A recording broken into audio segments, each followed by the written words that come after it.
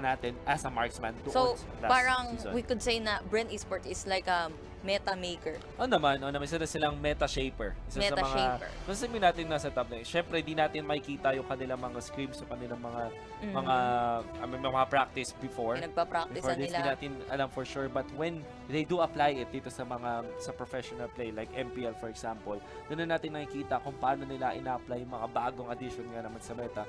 Kasi usually makikita natin sa kanila yung bigla mo na makikita, etong hero na to, hindi natin nakikita to sa ibang mga teams. That's right. And hindi natin nakikita even in the season 1. But yet, pinipik yan ng Bren Esports and then things will just work out. Yeah.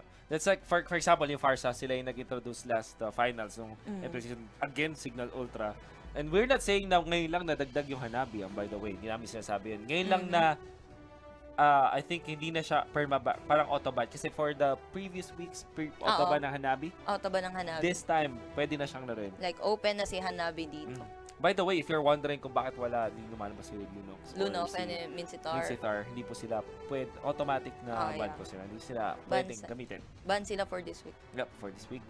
That has been your draft. Very exciting match dito dahil medyo mirror from both teams. Merong mage sa kabila, may mage din sa kabila, may carry na pinili Cignal Ultra, tinapatan ng Bren ng isang Hanabi, marksman versus marksman. We could see this game go the distance and it's gonna be very exciting dahil ito naman for sure talagang inaabangan ng lahat ng mga fans ng MPL dito sa Pilipinas. Let's hop into the game. Cignal Ultra versus Bren Esports, game number 1. At sa blue side, nandito yung Cignal Ultra. D on the CHOU, Tet sa kanyang Kai, Design sa kanyang Kagra, Few sa kanyang KARRIE, and Yaku on the Thamos. And for the side naman ng Bren Esports, we have Coco playing as a Navi, UG on Gushon, Hayes naman on the Grok, Rebo playing as Harley dito, and Pain for Kaya. Well, as for now, syempre, busy pa yan sa mga buffs, pero medyo nagkakahawakan yata sila ng tenga dito sa may middle lane. Nagkakamustahan lang, kumbaga. Tamang leech lang din ng XP, tamang kuha lang din ng gold, coming from the minions dito. And considering na pareha silang may marksman, dalawa sila na kailangan magbigay ng space dun sa mga marksman nila. Like you said, parang mirror lang yung draft natin. They both have their respective tanks, their respective fighters, respective mage.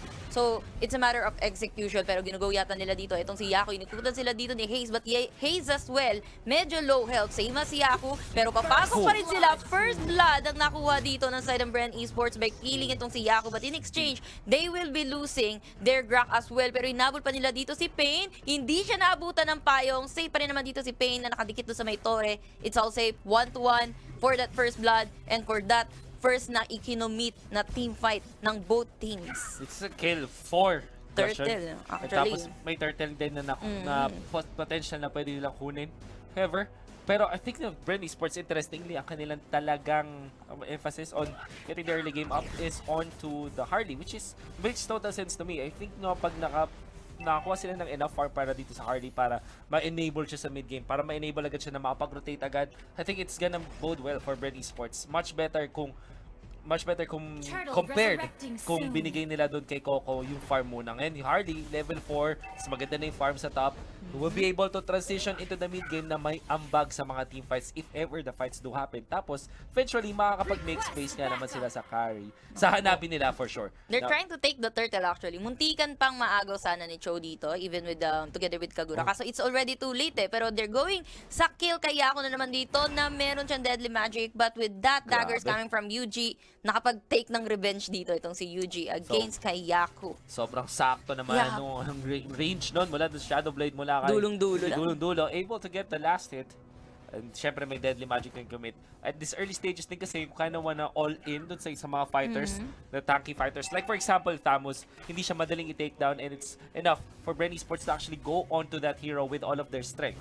So binubugan nila doon sa jungle ng Cignal Ultra, just space checking, knowing, looking if they can find an opening that will secure their blue buff din dito sa ating 2-minute game. Definitely, pagka-secure ng blue buff dito, they would look for a kill or kung sino man yung mapipitas nila dito na available para sa side ng Cignal Ultra. You wouldn't want to waste yung nakuha mong buff na yan, na blue buff. It's either the turret or a kill. Basta may makuha ka, may mapakinabangan ka dun sa may blue buff mo. Pero grabe naman yung lakad dito ni Haze.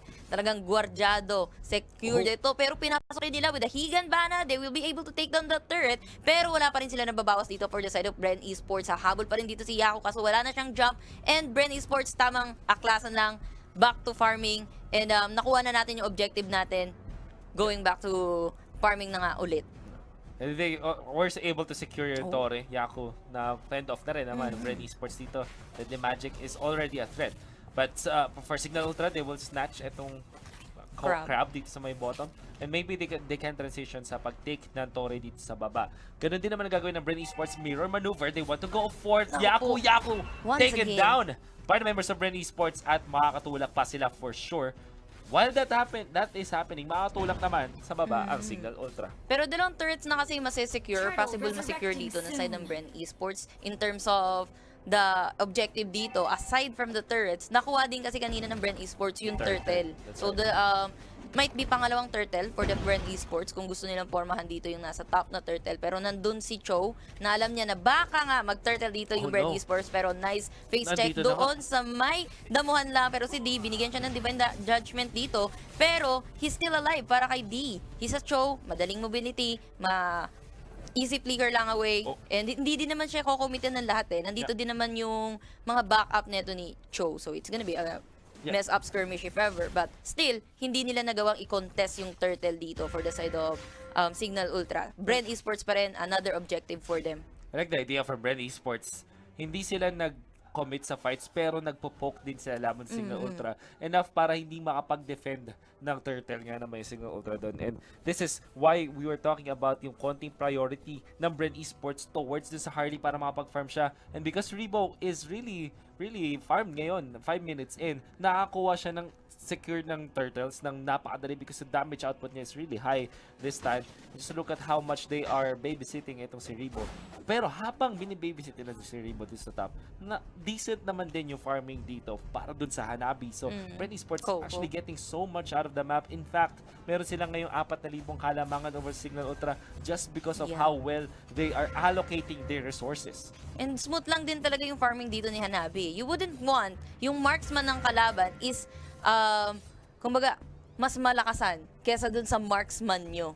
So, ayaw mo mangyari yan. Kasi parehas kayo may marksman, parehas kayo may potential ng pick-off, pero dito sa top lane, Tets, napaikot na lang dito si Tets, pero nandito na ang aking mga backup. Naku po, sayang naman yung Guardian's Barrier. Hindi niya nagwardyahan. Kumbaga, nakatakas pa rin dito si Tets. But malaki din naman kasi yung air, yung siwang na pwedeng lusutan nga ng Cignal Ultra doon. Kumbaga parang nagkaroon ng miscalculation. Kumbaga, kala niya dito dadaan. But, meron pa rin. Hindi ko naman sasabing miscalculation. Parang lang siya eh. Kasi 50-50 yan eh. Either kaliwa or kanan naman. Humula lang siya. 50-50% chance.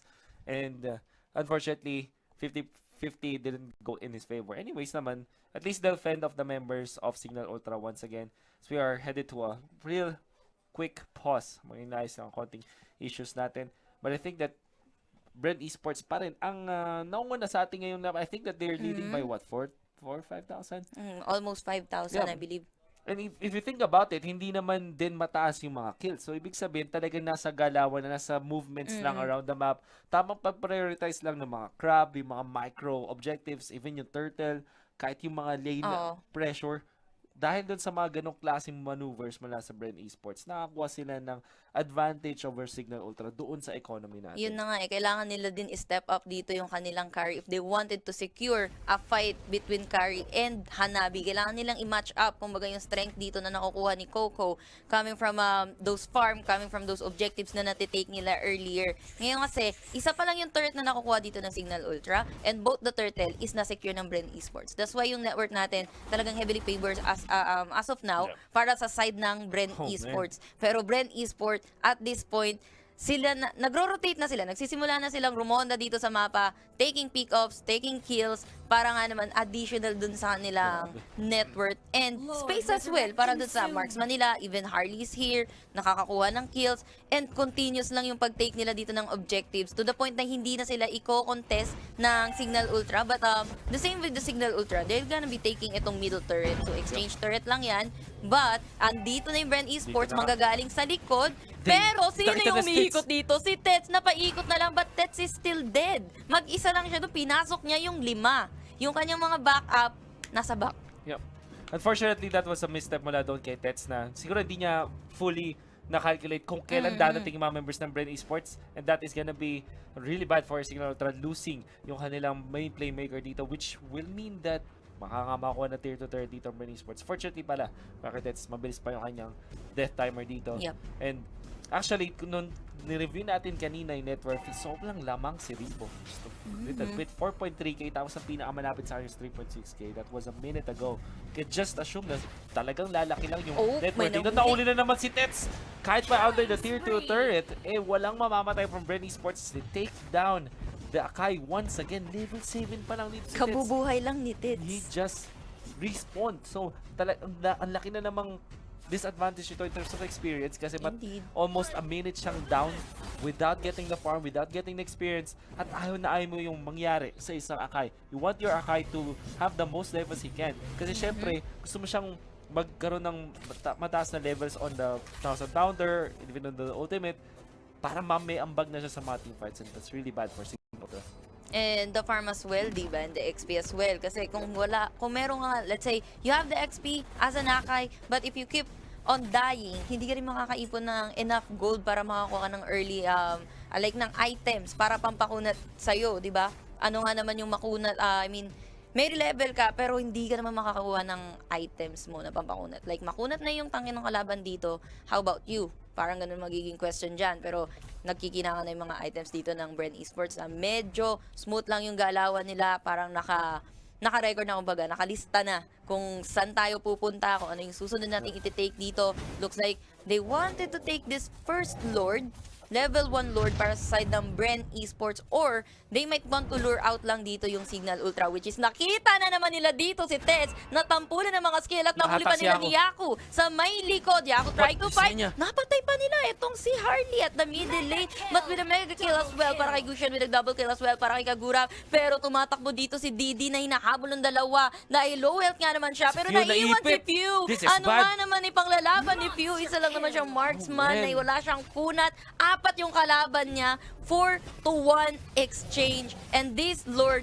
is gonna be free sa side ng Bren Esports. Oh man, the thing that we expected from Bren Esports sa Cignal Ultra is either low kill score or very high kill score. But knowing na sobrang discipline nila, di sila magpapatay na sobra, si Dean na ako po not disciplined at all. Sa Cignal Ultra, hindi sila, wala silang license para i-contest yung Lord for sure. Natalo na sila, kakatalo lang nila sa isang teamfight, and they gave away another kill, and that's a kill onto the CHOU. Once again, look at Bren Esports. Almost 10,000 na yung kanilang kalamangan dito versus Cignal Ultra. Ang taas. They only have 10 kills, pero alam mo yung control nila sa mapa, yung control nila sa minion waves, yung control, super, even in the much higher as compared to Cignal Ultra. Even the Lord and the Turtle, sila lahat ang kumuha na yan. This is bad for Cignal Ultra. Like, hindi na sila pwedeng magkaroon ng mga ganong blunders. Like, for example, yung kanina na nahiwalay dito si AKAI or nahiwalay si CHOU. Kasi promising pa rin naman yung damage nila. We saw kanina na may promise yung lineup ng Cignal Ultra laban sa Bren Esports in terms of team fighting. Yung carry nila nakakakuha ng taas sa damage. Even Yaku on the Amos is dishing so much damage to team fights. Yun nga lang, kulang na kulang sila. Oh, that could have been a good block, pero nakapag-dash away dun si Thamos. He will be safe for a little bit. So yung Lord na dito sa baba, pero yung top, sinashove na nga dito ng Bren Esports. They want to jump D. Na-lockdown na nga nila. Do they have the damage rate? Deadly Magic na rin na nakakast sa kanya, but he will be able to survive. Sliver of health. At ito tumalas si Yaku na upo naman sa mapa, but he will be able to get away. No, not enough. Harley takes him down, tapos si Torre yung sa gitna ang target dito ng Bren Esports. While that is happening, they want to go for the Senyo. Senyo goes down. Yung bottom na pamush na rin ni Paige tsaka ni Lord na ako po. Tumana na si Tets, pero wala siyang follow. They'll be able to kill a Fuji, but can they survive this onslaught mula sa Bren Esports? Wala lang inhibitor turrets. Buhay na buhay pa rin yung Lord. This might be the end as Bren Esports will close this game out. 11 minutes in. Walang nagawa Just doon like yung that. Cignal Ultra. Like, wala silang no choice. Pinupush yung top nila, pinupush yung middle lane nila. They can't divide themselves. Lilima lang sila dito. And nabawasan pa sila this time. Nagkaubusan na ng buhay dito sa side ng Cignal Ultra. Medyo messed up yung positioning dito ng Cignal Ultra. It's like they have almost no unity. Like, yung flow nila na i-dictate ng Bren Esports. Like, kung nasa kasi yung Bren Esports,